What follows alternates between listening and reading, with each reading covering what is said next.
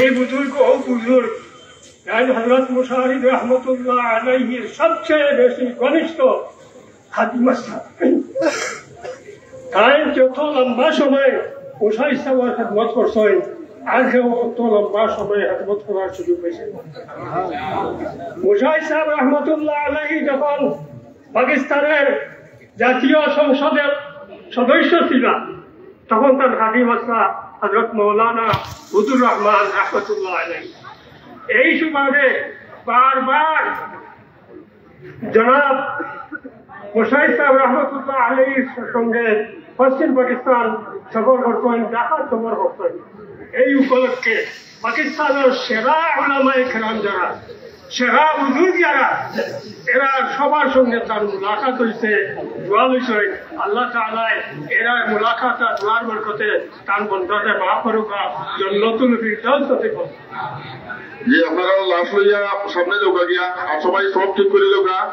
আমরা মোহতারাম সাবেক এমপি সাহেব আইসেন তাই কথা হইবা মসজিদের ভিতরে, এবং আমরা মোহতারাম হাফিজ মাওলানা আনোয়ার হোসেন খান তাইনও মসজিদের ভিতরে লাশ নীতিতে কথা হইবা ইনশাআল্লাহ। আসসালামু আলাইকুম।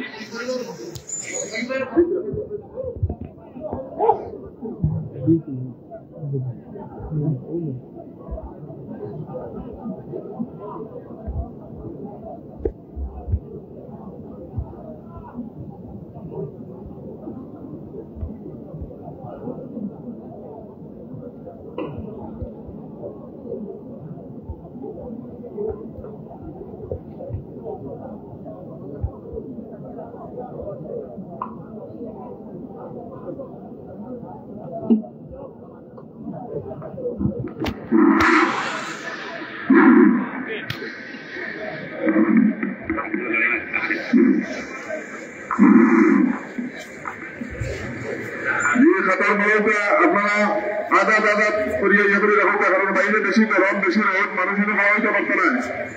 আপনারা আদাত করিয়া ভাত রেখে রেখে আপনারা খাওয়া হইতে কাতার জন্য করিয়া। সম্মানিত মুসল্লি কেরাম, লাশ হইয়া সামনে আইসেন ইনশাআল্লাহ। আমরা সবার উদ্দেশ্যে এখন সংক্ষিপ্ত কথা রাখার লাগে মেহনত করিয়ার আমরা কানাইঘাটের কৃতি সন্তান জনাব হাফিজ মাওলানা আনোয়ার হোসেন খান, বাংলাদেশ জামাত ইসলামী সিলেট জেলা শাখার মোহতারাম নায়েবে আমির।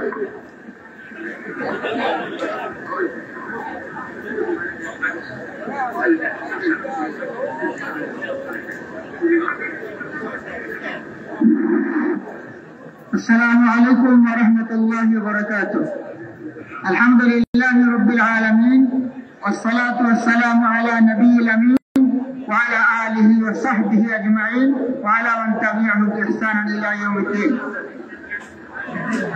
আজকে আল্লাহর যে নেক বান্দার জানাজাত আমরা হাজির হয়েছি।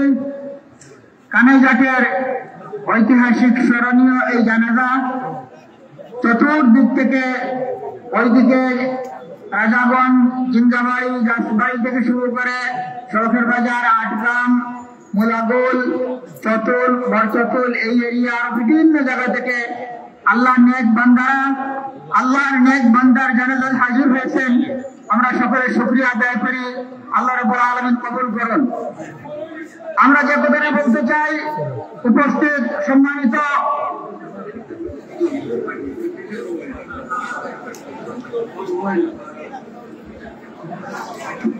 আমরা যতটুকু জানি, হযরত মাওলানা হুজুর রহমান সাহেব দীর্ঘদিন তার যৌবনকালে সেন্টার মসজিদে প্রায় 10 বছরের উপরে ইমাম ছিলেন। 6 থেকে 7 বছর দ্বীনি খেদমত দারুল উলুম মাদ্রাসার উস্তাদ ছিলেন। এরপর মালিগঞ্জ মাদ্রাসায় প্রায় 10 বছর সেখানে খেদমত করেছেন। তার দ্বীনি খেদমত আরো বিভিন্ন জায়গায় তিনি ভূমিকা রেখেছেন। আল্লাহ রাব্বুল আলামিন তাকে এমন সমঝ বুঝ দিয়েছিলেন।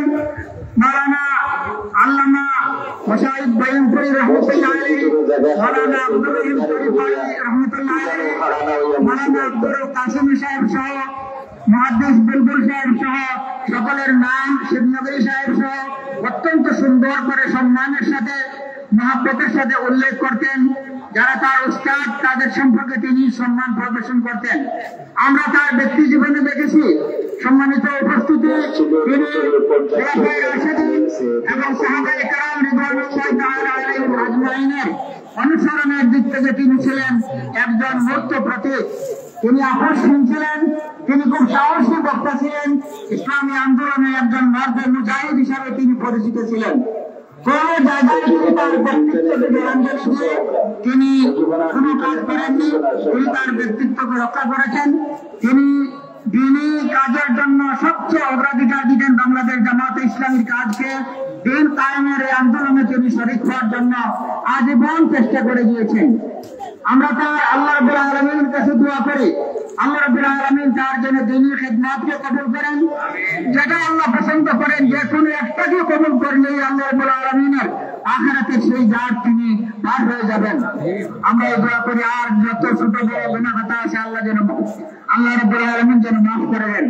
জানাজার নামাজ পড়াবেন তার একান্ত বড় মহব্বতের মানুষ, সাবেক এমপি কানাইঘাট জকিগঞ্জের কৃতি সন্তান হযরত মাওলানা ফরিদউদ্দিন চৌধুরী। তিনি অসুস্থ, খুব বেশি অসুস্থ, তারপরেও তিনি এসেছেন, তসিব এনেছেন, তিনি নামাজ পড়াবেন।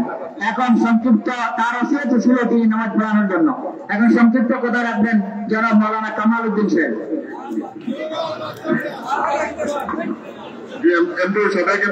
সংক্ষিপ্ত কথা বলবেন।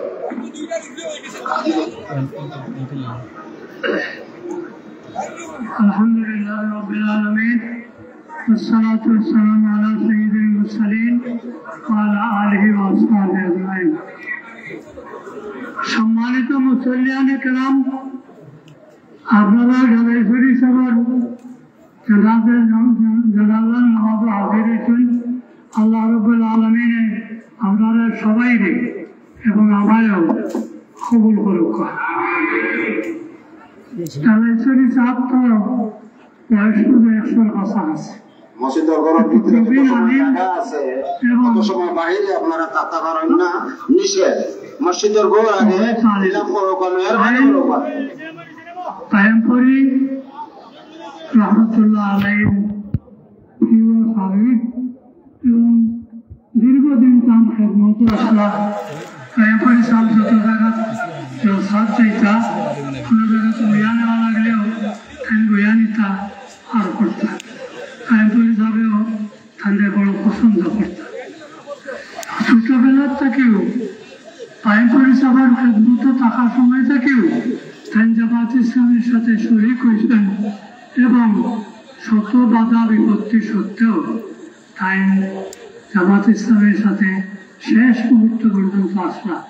আল্লাহ তাদেরকে এই খেদমতের কবুল করুক। আল্লাহ রাব্বুল আলামিন তাদের প্রিয় বান্দারে কবুল করুক, তাদের জান্নাত নসিব করুক।